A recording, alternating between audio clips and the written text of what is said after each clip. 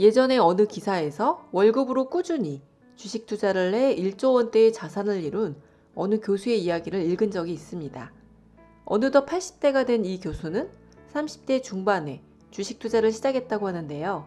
월급쟁이가 부자가 되는 방법은 주식밖에 없다고 생각하고 매월 월급의 일부를 떼어 지속적으로 주식에 투자했다고 합니다. 이 교수의 투자 방식은 아주 단순했는데요. 우리나라에서 가장 좋은 주식 딱 한 종목에만 투자한다는 원칙을 지키는 것이었습니다. 가장 좋은 주식의 기준은 시가총액이었다고 해요. 따라서 시가총액 1등 기업에만 투자를 했고 보유 중에 시가총액의 순위가 아래로 내려가면 기존 1위의 기업을 팔고 새롭게 1위가 된 기업을 매수했다고 합니다.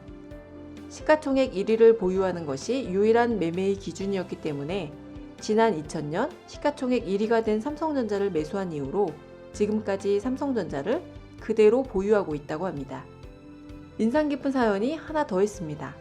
2004년 4억으로 주식 투자를 시작해 불과 11년 만에 500억 이상으로 돈을 벌린 슈퍼개미가 있습니다. 카이스트의 김봉수 교수인데요. 2000년대 중반 FNF라는 의류업체에 투자해 크게 성공함으로써 자산이 급격하게 불어나기 시작했고 2010년대 중반 부상방직과 IS 동서 등 소형주에 투자해 10배 이상의 수익을 내면서 수백억 대의 자산가가 되었다고 합니다. 마지막으로 100배 주식이라는 책에 나오는 강렬한 사연 하나를 소개하겠습니다. 1987년 사연의 주인공은 전망이 좋은 기업 10곳에 분산 투자를 했습니다.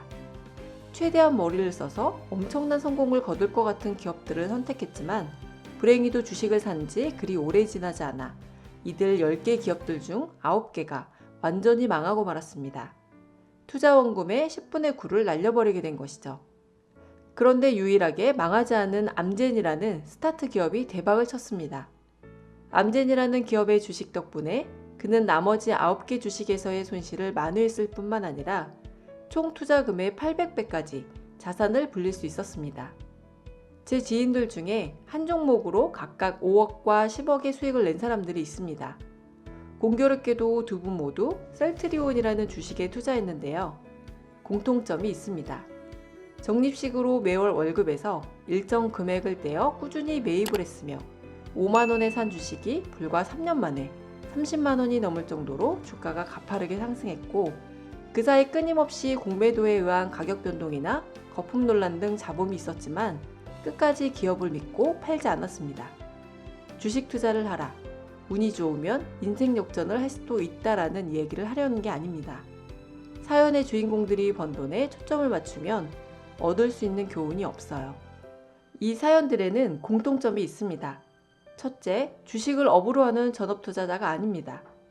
사연들의 주인공들 모두 경제나 경영, 회계, 증권과는 무관한 업종에 종사하는 평범한 직장인이었죠.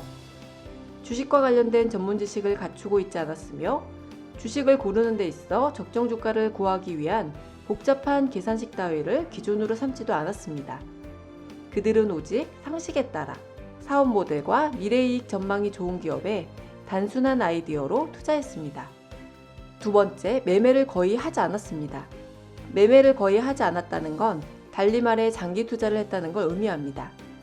그들은 매수한 기업이 앞으로도 사업을 잘할 거라는 믿음이 사라지지 않는 한 아무리 주가가 올라도 팔지 않았습니다.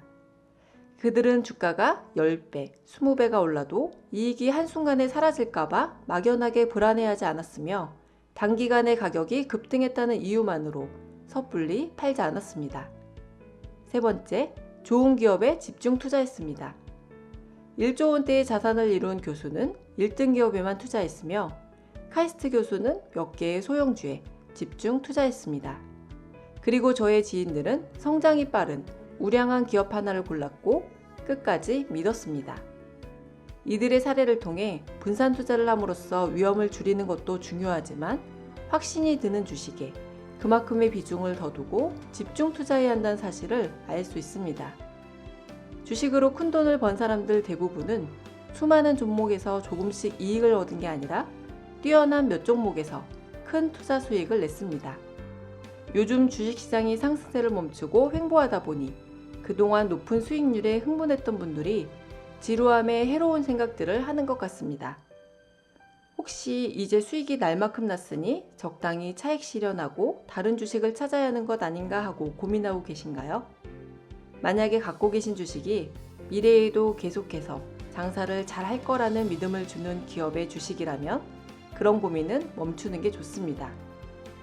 단지 주가가 큰 폭으로 상승했고 일시적으로 고평가된 것처럼 보인다는 이유만으로 뛰어난 주식을 팔아서는 절대 안 된다. 주식을 매수할 때 해야 할 일을 정확히 했다면 그 주식을 팔아야 할 시점은 거의 영원히 찾아오지 않을 것이다. 지금까지 와일드TV였습니다.